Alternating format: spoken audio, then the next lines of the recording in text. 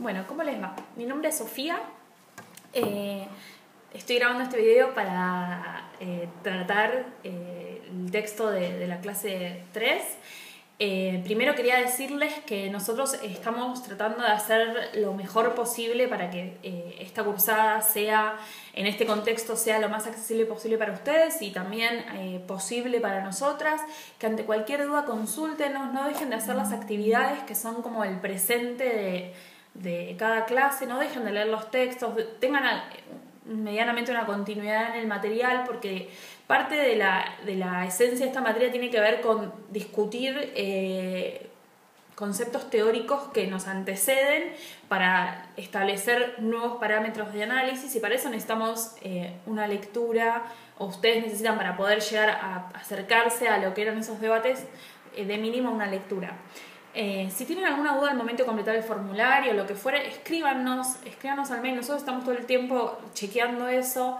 No dejen de hacerlo ni se queden con dudas por no consultar. Por otro lado, seguramente ya Lu y Nati se comunicaron con ustedes para establecer una vía de contacto más en vivo. Bueno, eso, no dejen de consultar. En la página tienen subido todos los textos, tienen subido el correo de la cátedra, tienen subido quiénes están inscritos en cada comisión, así que tienen toda la información disponible, es solo cuestión de encontrarla y poder ordenarla y apropiársela. Bien, ustedes ya, si vienen siguiendo las lecturas y las clases, trabajamos inicialmente con un recorrido sobre el concepto de comunicación, un recorrido sobre el concepto de cultura, y para adelantarnos, o sea, para continuar este abordaje que les proponemos para estudiar o entender, tratar de entender qué son las culturas digitales, nos parece pertinente empezar a hablar de las mediaciones e hipermediaciones. El texto de la clase de hoy es de un autor argentino que se formó en la Universidad Nacional de Rosario, vivió muchos y vive hace muchos años ya en Europa, cerca de Barcelona. Es uno de los autores más reconocidos del campo del estudio de la comunicación y la cultura digital. Está bueno saber que es un autor argentino. Y en este texto, este libro es del año 2008, y la idea que él propone es recopilar todo el recorrido teórico del campo de la comunicación, sobre todo, que nos lleva a pensar qué son las hipermediaciones, como a pensar este escenario atravesado por la digitalidad. Bien, Scolari retoma algunas discusiones del campo de la comunicación a partir de otro libro súper importante de la historia de la trayectoria académica científica del campo de la comunicación, que es de los medios a las mediaciones. Parte de esa base, parte de la base de pensar que la comunicación es un proceso de producción social de sentido complejo, y establece, en este capítulo del libro, establece dos elementos de análisis que nos permiten acercarnos a la posibilidad de definir un escenario que nos atraviesa. Es muy complejo pensar cómo conceptualizar las formas subjetivas que tenemos de comunicarnos mientras nosotros mismos estamos atravesados por esas formas, justamente. Hay algo que es súper importante para, además de la ruptura que hizo el campo de la comunicación, de empezar a pensar las mediaciones, hay algo que es súper importante también conceptualmente, que es entender que el ser humano estuvo atravesado por la tecnología en todas las épocas. El fuego era una tecnología, la lapicera es una tecnología, el libro es una tecnología. Entonces, empezar a tener como una visión un poco más crítica de la idea de tecnología, que nos evite posicionarnos en una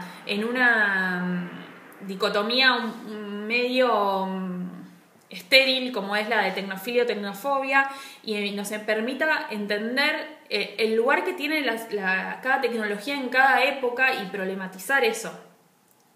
Es desde donde también está pensando esto del ecosistema en el cual nosotros estamos habitando. y la relación atravesado justamente ese ecosistema por la relación dialéctica entre tecnología y seres humanos. Ya vamos igual a trabajar más puntualmente sobre esta idea. Bien, inicialmente plantea esto de la noción del tiempo.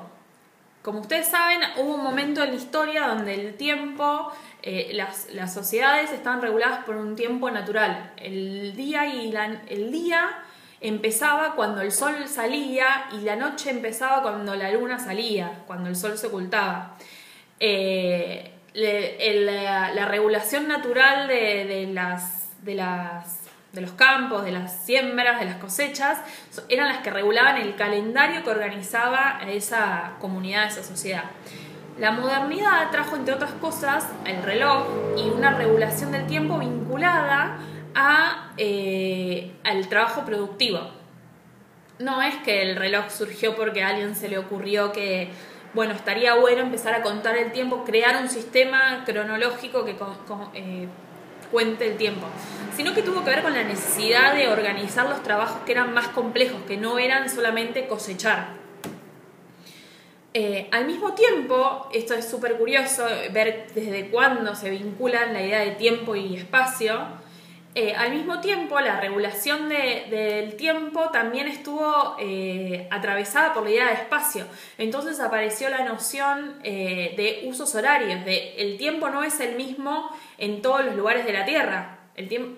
Hay una cuestión ahí física, obviamente, pero el tiempo no es el mismo y se estableció que así sea. Bien, ahí empieza como a estar entrelazado de manera simbólica la idea de tiempo y espacio. Cuando se van complejizando las sociedades, cuando va evolucionando de alguna manera y van transformándose esas tecnologías, empiezan a trasladarse, esa noción de tiempo y espacio empiezan a trasladarse en un montón de instancias de la vida cotidiana de las personas. Por ejemplo, empieza a haber también un espacio público y un espacio privado. Empieza a haber un tiempo de ocio y un tiempo de productividad. Imagínense en todos los momentos, las evoluciones y las transformaciones que hubo a lo largo de la historia, en las que el eje regulador era la idea de tiempo. También la idea de espacio, porque a medida que la tecnología fue avanzando, estableció una conexión entre un espacio y otro, y eso también dio una dimensión de distancia diferente a la distancia física. Es decir, no era lo mismo creo que da un ejemplo de este estilo, Scolari. No era lo mismo para los romanos la distancia a Grecia que la distancia que hubo cuando existió el tren, por decirlo algún ejemplo, o el barco. O un barco más moderno en realidad. Bien, la primera aclaración que hace es eso, pensar que hay estos dos ejes son los que nos permiten pensar un montón de cosas en un montón de épocas diferentes y pensar ahí el rol de la tecnología. La noción de tiempo, de lugar público y privado también empieza a complejizarse y empiezan a aparecer tecnologías que nos comunican y nos separan de la afuera. Entonces aparece la ventana, aparecen los medios de comunicación también. Ahí hay como un debate sobre, como una inserción en realidad entre la lógica esta público-privado, el tiempo, con la aparición de los medios de comunicación, ya sea la prensa escrita, la radio o más luego la televisión. Bueno, continuando con la idea cómo la idea de tiempo y espacio se transforma a través del desarrollo de la tecnología en la vida cotidiana del ser humano, llegamos al momento del ciberespacio, ¿qué es ese lugar, digamos? ¿Qué sucede en ese lugar? Empieza a plantearse Scolari. ¿Cómo se define ese lugar, digo? ¿Cómo lo que sucede en ese lugar transforma nuestra vida cotidiana? Empieza a pensar esto de que hay una trama compleja de procesos de intercambio reticulares, de producción y consumo simbólicos de diferentes sujetos con diferentes lenguajes que producen un nuevo sentido. Hay otro concepto que él establece también vinculado a las hipermediaciones, que es el de interfaces, que son como esos lugares donde se produce la tensión entre el dispositivo y el sujeto. está bueno pensar cómo nosotros podemos empezar a ponerle nombres y podemos desde el pensamiento más académico no me refiero a porque seamos científicos, pero sí está bueno como que el campo de la comunicación, desde el campo de la comunicación podamos ir abordando los procesos cotidianos que nos competen como comunicadores y que nos atraviesan y ver cómo estudiamos lo que sucede con nosotros y los vínculos a través de Internet en todas las instancias de nuestra vida cotidiana. Esta es una buena época también para hacerlos curiosa, digamos. Es interesante pensar las hipermediaciones hoy. Bueno, ahí aparecen estas nuevas nociones de lugar. La idea de lugar empieza a cobrar otro sentido. Y también la idea de tiempo. Ustedes, bueno, cuando puedan leer el texto van a entender seguramente con mayor facilidad esto que les digo, porque tiene que ver con entender el recorrido histórico de esas nociones y pensar qué pasa con el tiempo cuando el tiempo ya no es el tiempo local que me atraviesa a mí, sino es el tiempo de los que están del otro lado, de los que están en algún otro lugar. Lo primero que sucede es eso, que lo que sucede con esta idea, con este escenario hipermediado, es que el tiempo no es local. Digo, yo puedo estar hablando ahora en este momento, puedo estar grabando este video, puedo estar hablando con mi prima que vive en Islandia, puedo estar hablando con cualquier persona en cualquier parte del mundo inmediatamente en el mismo momento. No va a ser el mismo tiempo en el que yo grabe este video que en el que ustedes estén viéndolo. Esto parece una cosa como obvia hoy por hoy, pero al mismo tiempo configura un montón de sentidos vinculados a eso. Por ejemplo, ¿cuánto tiempo nosotros... ¿cómo medimos el tiempo en realidad? ¿Cómo midieron el tiempo ustedes? ¿Cómo van a medir el tiempo de esta cuarentena? ¿En cantidad de materias aprobadas? ¿En cantidad de series vistas? ¿Libros leídos? La noción de tiempo, digamos, cada vez más pareciera que está vinculada a la idea de consumo y no a una idea del tiempo cronológico. ¿Tendrá que ver con el ciberespacio? ¿Tendrá que ver con Internet? No lo sé, pero me parece que es un buen ejemplo, digo, para pensar lo que él dice. Bueno, el tiempo no es más, pierde la idea de local. Por supuesto, sí, si yo me puedo comunicar en vivo con otra parte del mundo, pero además ¿cómo configura los escenarios laborales? ¿Qué pasa con esto? Por ejemplo, hoy también, además de las cursadas, también la idea de teletrabajo. ¿Qué pasa con eso? ¿Cómo se mide el tiempo? Ya no vamos a marcar ficha a una oficina. Ahora, hay una noción de tiempo que tenemos que establecer porque nuestro pago es por una cantidad de horas. Son preguntas que se desprenden de pensar estos escenarios.